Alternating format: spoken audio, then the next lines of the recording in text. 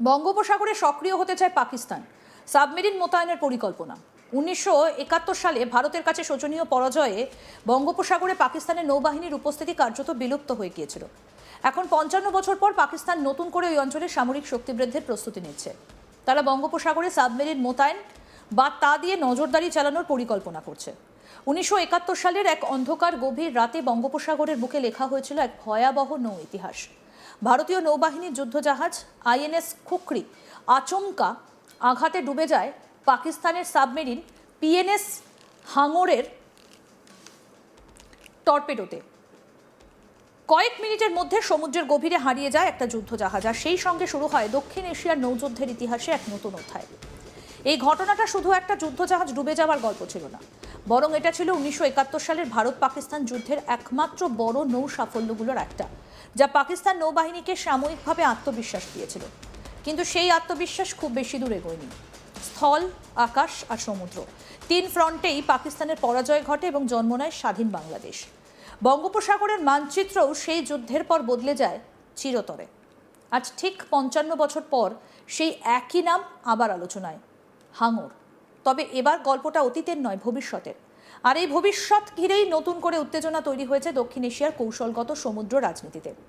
গত এপ্রিলে চীনে আনুষ্ঠানিকভাবে কমিশনিং হবার পর পাকিস্তানের নতুন হাঙর ক্লাস সাবমেরিনের প্রথম ইউনিট সম্প্রতি করাচিতে পৌঁছেছে। এটা শুধু একটা নতুন সাবমেরিনের আগমন নয়, ইসলামাবাদের নৌ ক্ষমতার একটা বড় পরিবর্তনের সূচনা বলেই মনে করা হচ্ছে। পাকিস্তান নৌবাহিনীর এক শীর্ষ কর্মকর্তা জানিয়েছেন, এই সাবমেরিনগুলো পাকিস্তানকে শুধু আরব সাগর নয়, বরং দূরবর্তী বঙ্গোপসাগরেও কার্যক্রম পরিচালনার সক্ষমতা দিতে পারে। এই বক্তব্যের পর থেকেই নতুন করে প্রশ্ন উঠছে, পাকিস্তান কি সত্যিই আবার বঙ্গোপসাগরে তার নৌ উপস্থিতি ফিরিয়ে আনার চেষ্টা করছে? 1971 সালের যুদ্ধের পর থেকেই পাকিস্তানের নৌবাহিনীর কার্যক্রম মূলত সীমাবদ্ধ ছিল উত্তর আরব সাগর অঞ্চলে। বঙ্গোপসাগর কার্যত ভারতের কৌশলগত প্রভাব বলয়ের মধ্যে চলে যায়। বিশাখাপট্টনমে ভারতের ইস্টার্ন নেভাল কমান্ড এবং আন্দামান নিকোবর দ্বীপপুঞ্জের উপস্থিতি এই অঞ্চলে ভারতের অবস্থানকে আরও শক্তিশালী করেছে। এই ভূ রাজনৈতিক বাস্তবতা শুধু সামরিক নয়, অর্থনৈতিকভাবেও গুরুত্বপূর্ণ। বঙ্গোপসাগর আজ দক্ষিণ ও দক্ষিণ পূর্ব এশিয়ার একটা প্রধান বাণিজ্য corridor. Bharat, Bangladesh, Myanmar, Thailand, Malaysia, Indonesia এবং শ্রীলঙ্কা, এই দেশগুলোর জন্য সমুদ্রপথে জ্বালানি এবং পণ্যের প্রবাহের অন্যতম প্রধান রুট এটা। ইন্দো প্যাসিফিক অঞ্চলে বড় শক্তিগুলোর প্রতিযোগিতা বাড়ার সঙ্গে সঙ্গে বঙ্গোপসাগরের কৌশলগত গুরুত্বও কয়েকগুণ বেড়ে গেছে। এই বাস্তবতার মধ্যেই পাকিস্তানের নতুন সাবমেরিন সক্ষমতা নিয়ে আলোচনা শুরু হয়েছে। নৌবহরের কমান্ডার কমোডর ওমর ফারুক এই হাঙর ক্লাস সাবমেরিনকে একটা গেম চেঞ্জার হিসেবে বর্ণনা করেছেন। তার দাবি অনুযায়ী এই সাবমেরিনগুলোর মাধ্যমে পাকিস্তান ভবিষ্যতে বঙ্গোপসাগরে নিয়মিত উপস্থিতি বজায় রাখতে সক্ষম হবে। পরিকল্পনা অনুযায়ী এই শ্রেণীর মোট 8টি সাবমেরিন যুক্ত হতে পারে পাকিস্তানের নৌবহরে। এই নতুন সাবমেরিনগুলো মূলত চীনের প্রযুক্তিতে তৈরি এবং পুরনো ফরাসি নির্মিত আগস্তা শ্রেণীর সাবমেরিনগুলোর জায়গা নেবে। ফলে পাকিস্তান নৌবাহিনী একটা আধুনিকীকরণ প্রক্রিয়ার মধ্যে দিয়ে যাচ্ছে, যেখানে পুরনো প্ল্যাটফর্মের পরিবর্তে নতুন এবং উন্নত সাবমেরিন যুক্ত করা হচ্ছে। তবে প্রশ্ন হচ্ছে, এই সক্ষমতা কি সত্যিই পাকিস্তানকে বঙ্গোপসাগরে কার্যকর উপস্থিতি গড়ে তুলতে দেবে? সামরিক বিশ্লেষকদের মতে শুধু সাবমেরিন থাকা মানেই কোনো অঞ্চলে কার্যকর নিয়ন্ত্রণ প্রতিষ্ঠা নয়।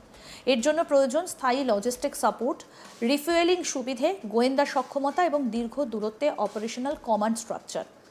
বঙ্গোপসাগর পাকিস্তানের মূল ঘাঁটি থেকে তুলনামূলকভাবে অনেক দূরে হওয়ায় এটা একটা বড় চ্যালেঞ্জ। অন্যদিকে ভারত ইতিমধ্যে এই অঞ্চলে শক্তিশালী নৌ অবকাঠামো তৈরি করছে। আন্দামান নিকোবর দ্বীপপুঞ্জের অবস্থান ভারতকে বঙ্গোপসাগর এবং মালাক্কা প্রণালীর সংযোগস্থলে কৌশলগত সুবিধে দেয়, যা আন্তর্জাতিক বাণিজ্যের রুট নিয়ন্ত্রণের ক্ষেত্রে অত্যন্ত গুরুত্বপূর্ণ।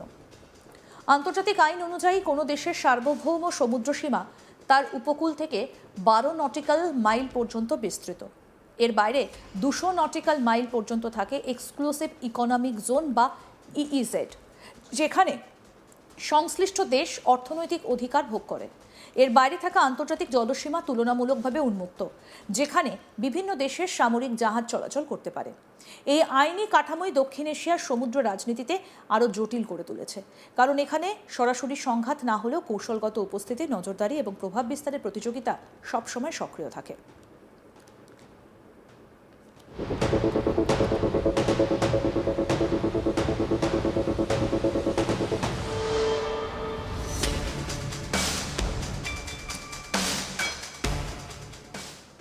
পাকিস্তানের নতুন সাবমেরিন পরিকল্পনা তাই শুধু একটা সামরিক আধুনিকীকরণের বিষয় নয়, বরং এটা একটা বৃহত্তর ভূ রাজনৈতিক বার্তা। এটা ইঙ্গিত দিচ্ছে যে ইসলামাবাদ শুধুমাত্র প্রতিরক্ষামূলক অবস্থানে থাকতে চাইছে না, বরং ভারত মহাসাগরে বিস্তৃত অঞ্চলে নিজেদের প্রভাব পুনর্গঠনের চেষ্টা করছে। তবে বাস্তবতা হলো বঙ্গোপসাগরের শক্তির ভারসাম্য এখন আগের চেয়ে অনেক বেশি স্থিতিশীল এবং জটিল।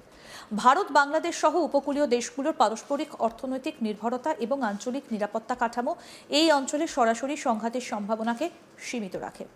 তবুও হাঙর নামটা আবার ফিরে আসা ইতিমধ্যে যেন নিজেদেরই প্রতিধ্বনি তুলছে। একসময় যে নাম যুদ্ধের স্মৃতি বহন করেছিল, আজ সেটাই ভবিষ্যতের কৌশলগত প্রতিযোগিতার প্রতীক হয়ে উঠছে। বঙ্গোপসাগর তাই আর শুধু একটা সমুদ্র নয়, এটা এখন ক্ষমতা, প্রভাব এবং ভবিষ্যৎ নিয়ন্ত্রণের একটা নীরব যুদ্ধক্ষেত্র। আর সেই যুদ্ধের নতুন অধ্যায় শুরু হয়েছে আবার হাঙরের ছায়া নিয়ে।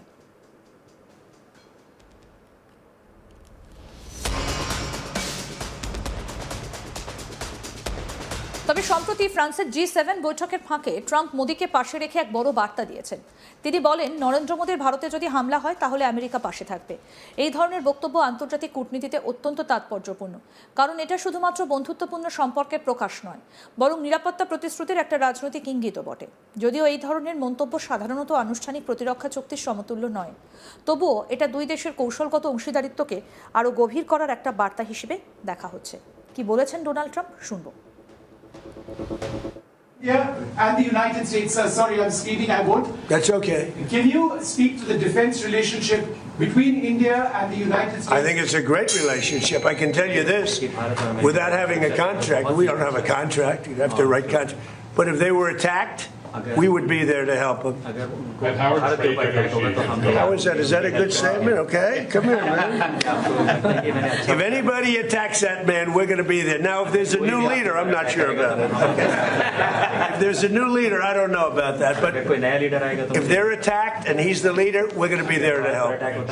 And we have, and I will say this, and everybody says it. I had a great meeting 3 weeks ago with President Xi of China.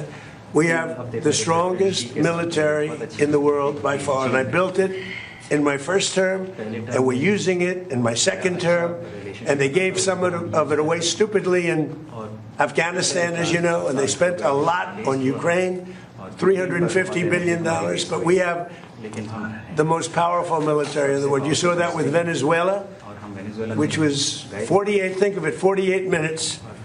And now our relationship with Venezuela is great. We paid for the cost of the war. আরো update পেতে দেখতে থাকুন আজ তাক Bangla, subscribe করুন।